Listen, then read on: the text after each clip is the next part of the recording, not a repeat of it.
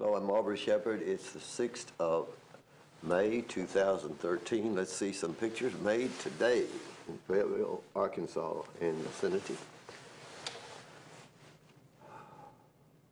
That's on Cato Springs Road in front of David Druding's house, where a lot of street work's been done. And they kept the giant tree alive, but it's surrounded, and of course its outer roots are under pavement there. But anyway, they're probably cut off. But here are some native wildflowers, and well, not everyone's native, maybe, but anyway, they're little beauties, and they're everywhere right now that hasn't been mowed, in lawns and places, and they are nectar plants and some of them are probably host plants for some good insects. So I think the one at the bottom is dahlia, and I can't think of the rest of them right now. But anyway, there's no reason to get rid of these. You know, they don't bloom all summer. They don't take over any property. They don't suppress other things from growing, but they fight for their own space.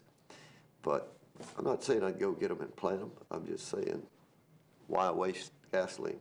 ADEQ, much talked about over the last weekend about how they're not controlling the hog farm, didn't stop it.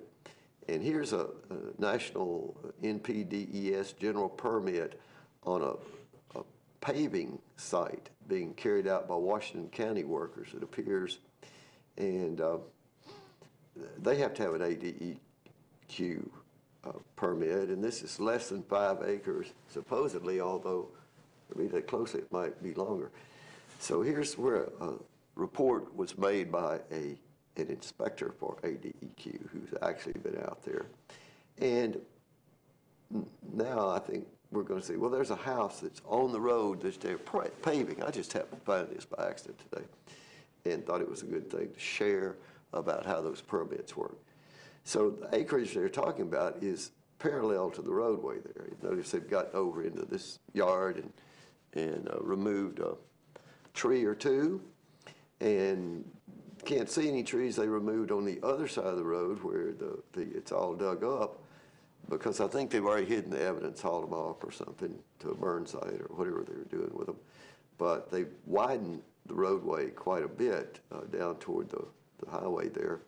And you can see there they obviously went way back into the timber edge and past the original ditch that had been along the road. So that existing gravel road there has been more than doubled in width when they get this paved. Maybe they're going to put a trail up there like we do in the city, but this is just outside the city of Wiley Magnan Road, actually, was the road you get there on. And you can see there, this is the thing they're paving, widening and paving, is Washington County 141, also known as, whose road is that? Well, now I can't remember, but you'd recognize it at 141. Anyhow, it's pretty messy, even though the inspector's been out, because so much is allowed automatically, temporary, allowing that stormwater to run free. Buffalo River runs free, stormwater runs free on construction sites, and it's mucky. This is a pile of soil along that, the other direction on Wiley Magnan Road. When you go north, you come to this bridge that was removed sometime last year. Was it in the fall when I went out and made those pictures of that? And they still haven't finished the bridge, but they're making progress. And this is the destruction site on Huntsville Road at the corner where the Come and Go store is to be built. And this used to be a Tyson factory. They've been taking that down pretty fast. And it's, I don't know what the close date is to be all cleaned up, but it's coming up soon. And they're probably going to meet.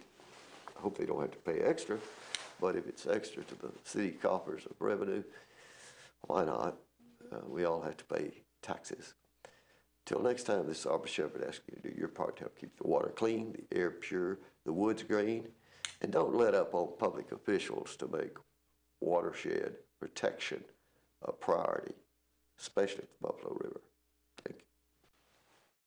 Hello, it's Aubrey Shepherd on the 9th of May 2013, and I want to share some photos from Fayetteville, Arkansas.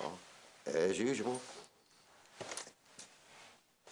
that's a view from Pinnacle Prairie Trail looking to the hilltop to the northwest. That's old Rocher Heights, it was called, and there used to be a nursing home up there.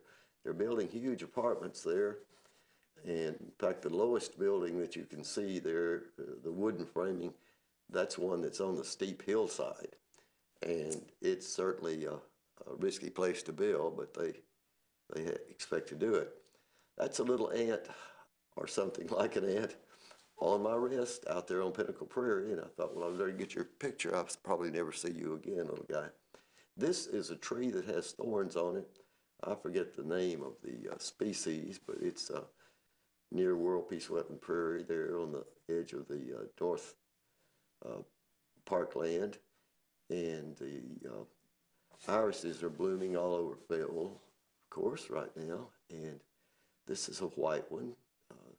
They're less average than most in that they, white's probably never, maybe was not a natural color for irises originally. I don't know that, but most irises we have are cultivars. We have some wild irises in Arkansas, but these are not. But they're traditional, popular irises with people, and they're beautiful. And that was early morning sunlight I was catching those guys in. This is a yellow one out in front of my house on South Duncan, just adjacent to World Peace Wetland Prairie. And it early that morning I photographed it. It hadn't opened fully, and got back at just the right time to get some shots of it a little later.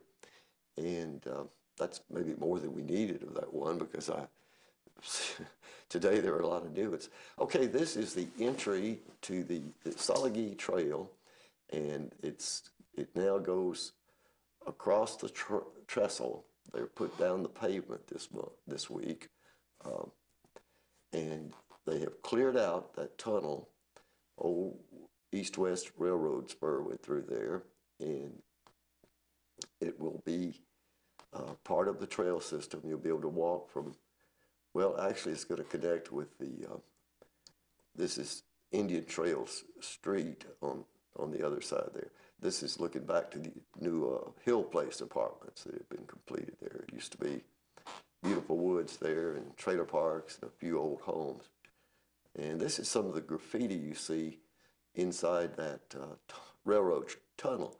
Same guys that ride the boxcars and paint them when they catch them stopped. They do this kind of graffiti all over. And this is some that's probably 20, 30 years old, because this place has been filled in for 15 or 20 years. I'm not sure when they took the rails up and when they actually filled in that tunnel. You can also see cracks and things that they do have plans to shore it up a bit. That's the view from the tunnel, looking down at the old rail line area, looking to the west. You'll be able to walk all the way to Razorback Road from there. And more graffiti. And this, like I say, it won't be there long. And some of the people that did it may be dead now, but some of it's by local people. But you see the same stuff on the box cars when they cross Dixon Street downtown. You can stand there and watch that stuff. Okay, this is showing it from different angles. You can see where they had to shore up the base of the thing. And there's a mourning dove, a bird of peace, and it's right out there on the street, South Duncan. And there's our Peace Garden Tour advertisement with one of the irises, right, that you would see if the garden tour were this week, but those will probably be all gone by the time the tour comes. It's on the 25th. But there are 9 total gardens available, and plenty of a world of different species of beautiful flowers will be on display. Till next time, this is Aubrey Shepherd asking you to do your part to help keep the water clean, the air pure, and the wood's green. See ya.